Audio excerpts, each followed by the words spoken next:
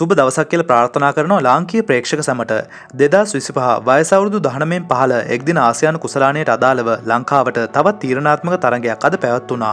ඒ ප්‍රබල ඇෆ්ගනිස්තාන් කණ්ඩායමත් සමග ඊයේ නිම වූ තරගයත් සමග ඉන්දියාව දැනටමත් සෙමි ෆයිනල් වටය සඳහා තේරීපත් වී අවසන්. අද තරගයේ කාසිය වාසිය දිනු ඇෆ්ගනිස්තානය තීරණය කළේ ප්‍රථමයෙන් පන්දුවට පහර දීමටයි. දිනේ ප්‍රථම කඩුල්ල ලෙස අහමද් සයිව දවා ගැනීමට සෙත්මික සෙනවිරත්න සමත් වුණා. නමුත් ඔස්මාන් සදාන් මැද පෙළ සමග එක්ව ඉතා හොඳ ලකුණු පුවරුවක් නිර්මාණය කිරීමට සමත් වුණේ ලාංකීය පන්දු යවන්නන්ට යම් පීඩනයක් ඇති කරමින්. ඔස්මාන් සදාන් ලකුණු 52යි, ෆයිසල් කාන් ලකුණු 39යි, නියා සායිසා ටස්කින් ලකුණු 25 බැගින්ද ඒ වගේම අයසුල්ලා ලකුණු 31ක්ද ලබා ගත්තා. නමුත් පසුව නැවතත් පාලනය තමන් අතර ගත් ලාංකීය පන්දු යවන්නන් ඇෆ්ගනිස්තානයට පෙරලා පීඩනය එල්ල කරමින් අති සාර්ථක පන්දු යැවීමක නිරත වීමට සමත් වුණා. අද දිනේදීත් කඩලු 3ක් දවා ගැනීමට සෙත්මික සෙනවිරත්න සමත් වුණේ තරගාවලියේ වැඩිම කඩුල්ලාභියාගේ කිරුළ තවදුරටත් තමන් සතු කරගනිමින්.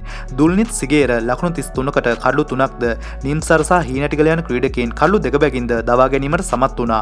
ඒ අනුව සියල්ලන් දැවි ඇෆ්ගනිස්තානයේ ලබා ගැනීමට හැකි වුණේ ලකුණු 235ක් පමණයි.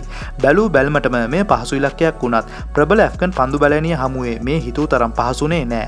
ආරම්භක පිතිකරුවන් ලෙස පිටියට පිවිසියේ මහාවිතාන සහ චමුදිත යන ක්‍රීඩකයන්. ඔවුන් හොඳ ආරම්භක සම්බන්ධතාවයක් ගොඩනගමින් සිටියත් මහාවිතාන ලකුණු 27කට දැවී ගියා. පසුව චමුදිත සහ කවීජ ගමගේ එක්ව නැවතත් ශ්‍රී ලංකා ඉනිමට පණ දෙමින් සාර්ථක සම්බන්ධතාවයක් ගොඩනැගීමට සමත් වුණා.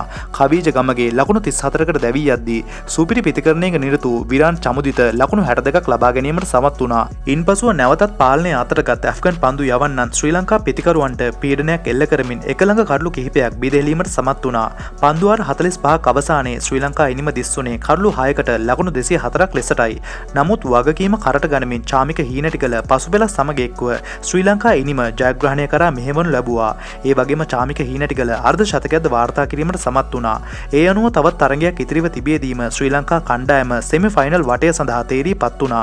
ශ්‍රී ලංකාව B කාණ්ඩයේ ප්‍රථමයා වුණොත් ඒ කාණ්ඩයේ දෙවනියා සමගත් ඒ වගේම ශ්‍රී ලංකාව B කාණ්ඩයේ දෙවනියා වුණොත් ඒ කාණ්ඩයේ ප්‍රථමයා සමගත් තරග වැදීමට නියමිතයි. ඔබ මොකද අපේ පොඩි සිංහ පැටව ගැන හිතන්නේ? ඔබේ ක්‍රීඩාශීලී අදහසුත් පහලින් කමෙන්ට් කරන් යන්න අමතක කරන්න එපා. ඉතින් දැනට ගිහින් එන්නම්. ඔයාලා හැමෝටම සුබ දවසක්.